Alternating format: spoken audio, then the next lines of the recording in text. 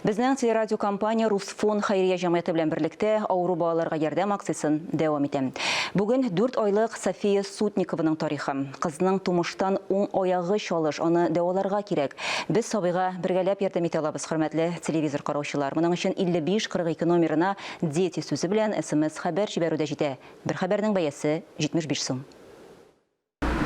Присутствуют яркие признаки деформации, складки в среднем отделе, приведения. София туганчы ук инде үзе аппараты аның аягының шалыш булуын күрсәтә. Тугач диагноз раслана. Кызның аягын берничә кат гипслыйлар. Тик ул аягының дөрес үсешенә китермәгән. Аягында уңай үзгәрешләр күренмәде. Ул кабат шалыш булып үсә башлады. Аягында авырту да сизде, бик озак елады. Шуннан соң мине кабат аны табибларга күрсәтергә туры килде.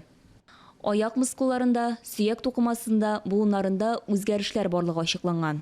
Шуңа күрә дәвалауны мөмкин кадәр иртәрәк башларга кирәк. Аяк табаны тиешле хәлгә килсен өчен, аягын кимендә 7 кат гипсларга туры киләчәк. Шуннан соң аягына җиңелчә операция да ясарга җыйналар. Мы имеем достаточно большой опыт лечения данной патологии и ожидаем, что Безнең бу патологияны дәвалау буенча зур тәҗрибә бар. Дәваланганнан соң баланың аягы тиешле хәлгә килергә тиеш. Ул хәрәкәтләнә, йөри алачак. Бернинди авырту да булмаячак. Табиблар Софияны ай ярым эчендә дәваларга планлаштыралар. Тагын берничә ел кыз махсус брейслар кияргә тиеш. Без сезнең белән бергәләп ярдәм итә алабыз. Моның өчен 5542 номерына «Дети» сүзен язып, СМС хәбәр җибәрә аласыз. Бер хәбәрнең бәясе 75 сум. Күбрәк өлеш кертергә теләүчеләргә тулы мәгълүмат безнең телерадиокомпания һәм Русфон сайтларында.